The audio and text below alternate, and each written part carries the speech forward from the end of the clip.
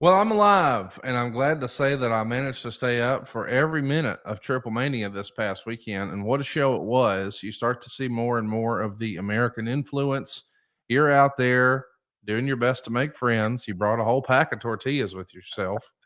That's always popular in Mexico City. And Oh, you found yourself once again on the A side. Satnam Singh has now tasted championship gold in professional wrestling, teaming with Raj, the former Jinder Mahal from WWE, getting his first taste of international gold mm. post WWE. They are now, I think they've got to be the first AAA tag team champions of Indian descent. No? I now, boy, we're going to have to get into the research, and I'm sure we have some great My World listeners as I'm looking at the photos, and I'm going to kind of get into a heartwarming moment in a minute. But as Raj was doing a promo, and they had I won't call it a press conference, but they had quite a bit of media, and when you kind of come through the curtain, you kind of do your different press stops, but. Raj, I can't think of. I believe they would have to be the first on a real national stage, the first Punjabi tag team champions, if you will. It's a pretty cool deal. They are from about 3 hours apart. Raj is born and raised in Canada, but his family is all from the same state as Satnam is. So they made history in a lot of ways, and the emotion, Conrad, I can remember, and I think the other day, I think it was Marvin, somebody we were talking in the dressing room.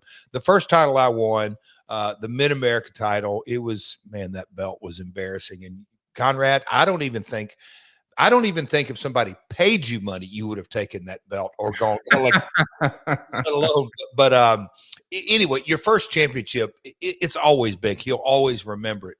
But to win it on that stage at TripleMania 32 with a partner that their first time teaming, but we're going over in the car service in the shuttle and to hear those two guys and they're talking in their native language and a chuckle here and a chuckle there. And I just looked at Karen. I said, because that's the first time I've been around Satnam that, he's speaking in his native language, and you could just kind of tell by the energy and all that. So it was a big night going into it. Got in there on Friday night, show on Saturday.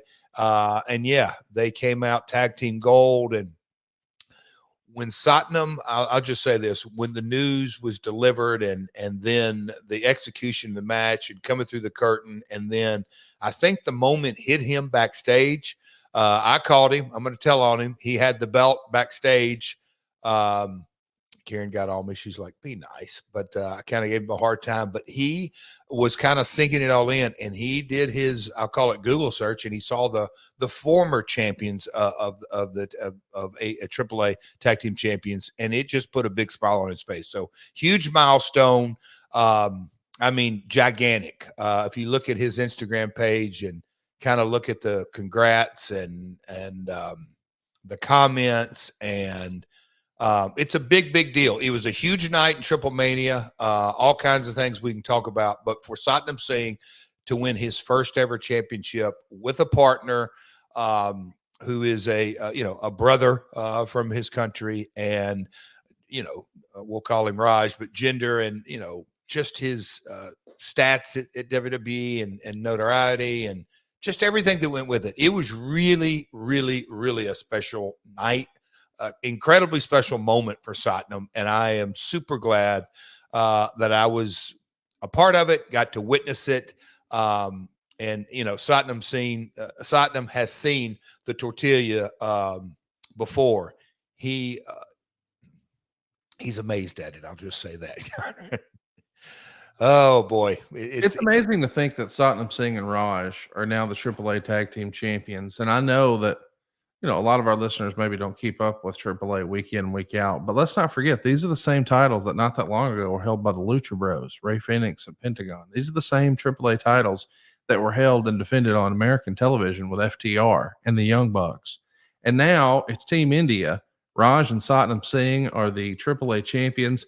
We also saw a new cruiserweight champion crowned over the weekend, Matt Riddle.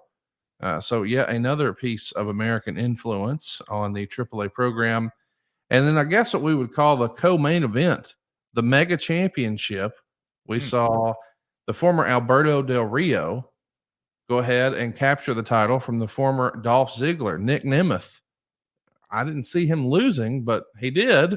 Alberto is now the champion, and well, there's some issues out there now about what does this mean for Latin Lover, who got into a bit of an issue with Alberto, and here comes Conan to make the save, or so we thought. But Dorian was revealed as the Eye, and business is about to pick up in AAA. But the thing that sort of had me scratching my head was, what the hell's not Justin Hawk Bradshaw, John Layfield doing in Mexico?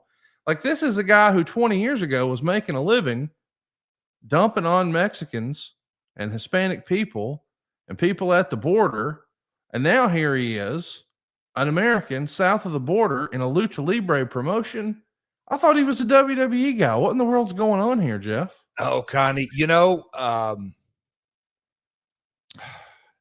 where do I even start? Because I did not miss any of the moments. I don't want to say I stopped and smelled the roses. And look, AAA or Lucha Libre, it's not for everybody. I get that. There's some American wrestling fans or maybe Japanese wrestling fans that like, I don't understand this or I don't understand that. But when you take a step back and look at 30,000 point viewpoint of the entire night, you just kind of ran through the Matt Riddle situation. It wasn't that long ago that he was pulling numbers in on Monday Night Raw. Yeah. I'll call him as a heavyweight with RK Bro and all that. And he goes down there and Commander and I think, Laredo Kid, they had a three-way. And again, I'm one of those guys I like to hear. And especially on this night, just kind of because of the cadence, and we got to get into the Karen and the Lucha Mask and all that. But I like to hear live reactions, not just, try to watch it because we were watching it on a screen backstage.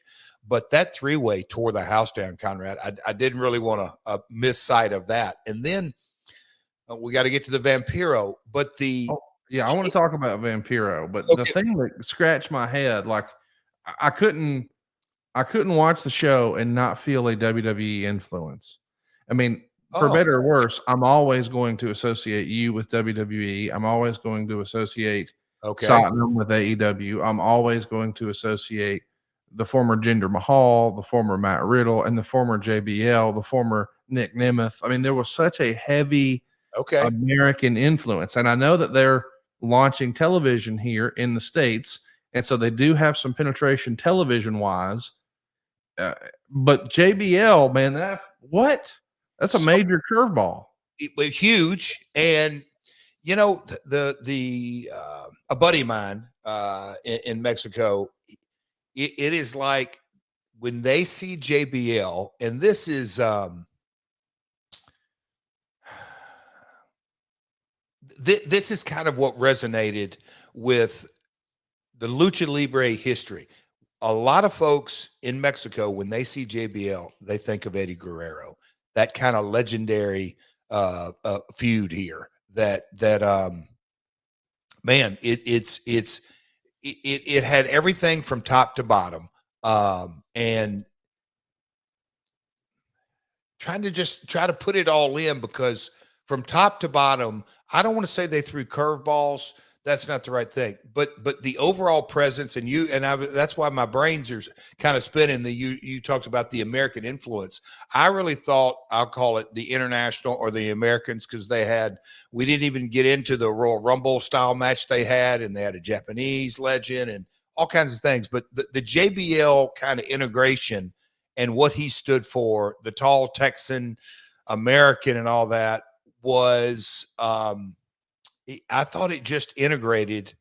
And maybe I'm biased. That's why I'm saying, Conrad, you're looking at it like, man, American influence. I thought all this was integrated, and it was fantastic Lucha Libre presentation, which I get is not for everybody, especially the American, maybe independent wrestling fan.